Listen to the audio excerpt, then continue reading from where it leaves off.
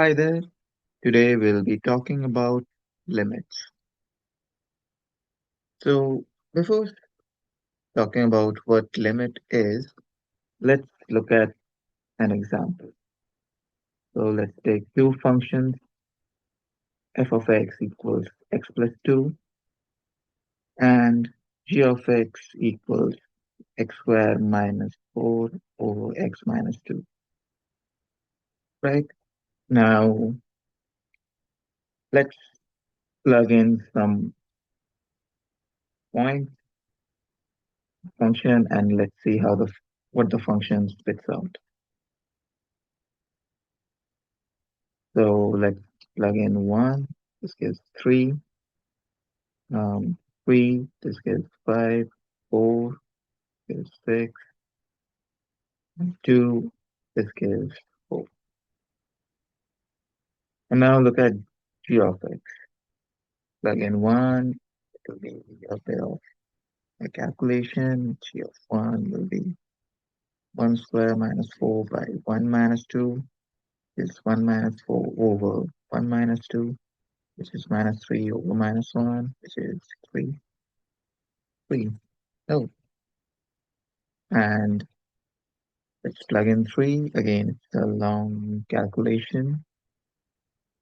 5. If you plug in 4, it will give you 6. But what about 2?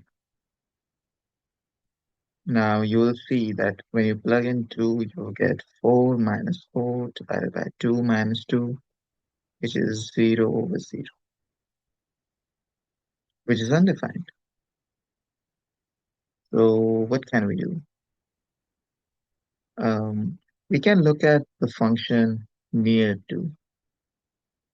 So what do I mean by that? We can look at 2.01 and well, even more calculative, but once you get through all of it, you see that the answer is 4.01.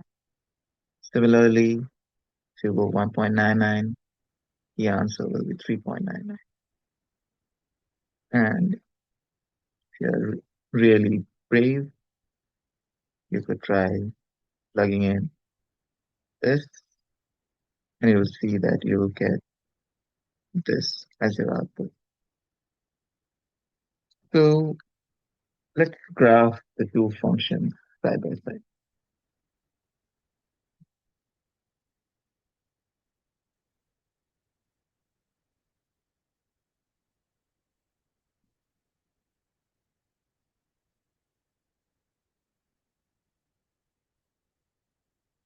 And this will be my g of x.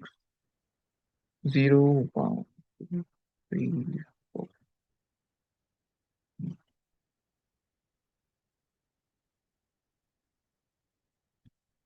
So my f of x will look a straight line because it's polynomial passing through 2,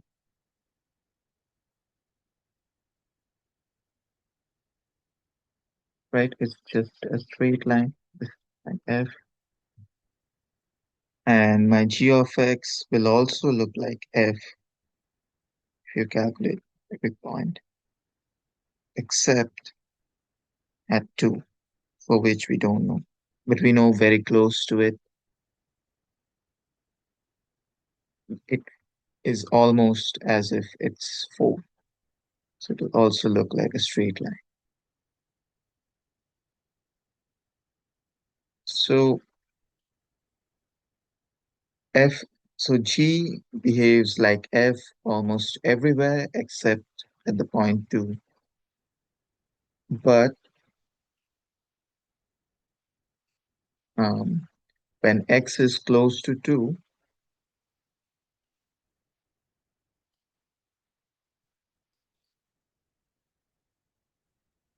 G of X is close to 4, right? And this is exactly what you mean by a limit.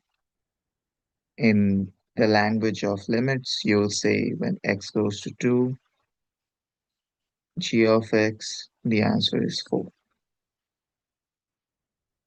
So Limit gives out how a function behaves near a point. Behaves near a point. Near is a key point because we don't know how it is at point itself, but we know how it behaves near it, right? And so let's look at some more examples. So here is one.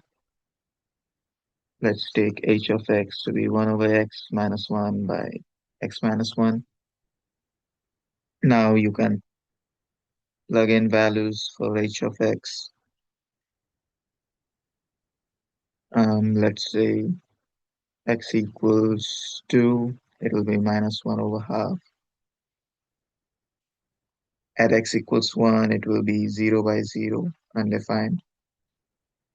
But at x equals 1 point, or let's take a fraction, I think that would be easier.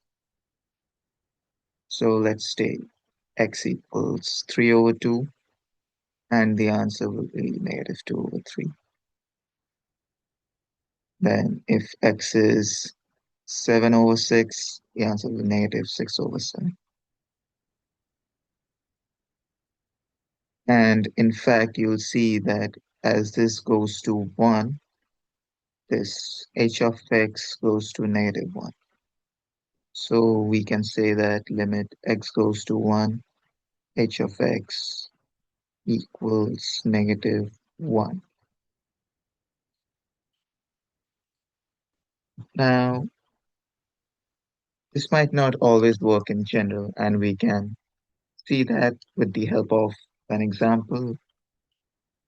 Fx equals 1 over x, and we can look at f near 0.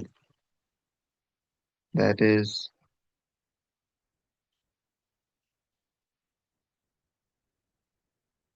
this. So let's try to see if I plug in x equals 1 over 5, then f is 5. If I plug in x equals 1 over 100, then f is 100. If I plug in x equals negative 1 over 1 million, you know what, let's do 1,000. Let's do small numbers. Then the answer will be negative 1,000. So you can see that these numbers are very close to 0. They tend to 0, but the numbers on the right don't tend to anything, to any number.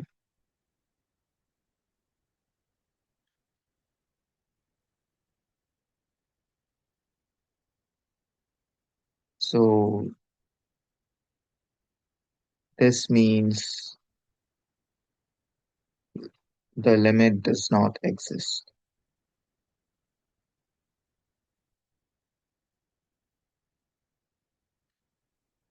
That's because, well, this doesn't tend to any number. And you can see this through the graph, which will look something like this.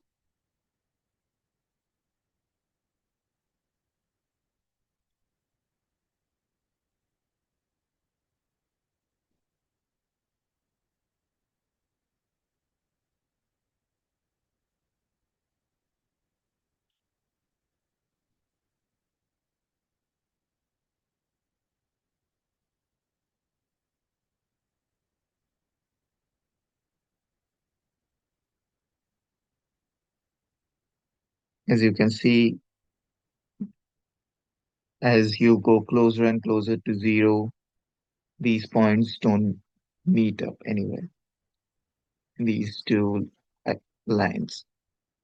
So that's why the limit doesn't exist at 0. And that's about it. All right.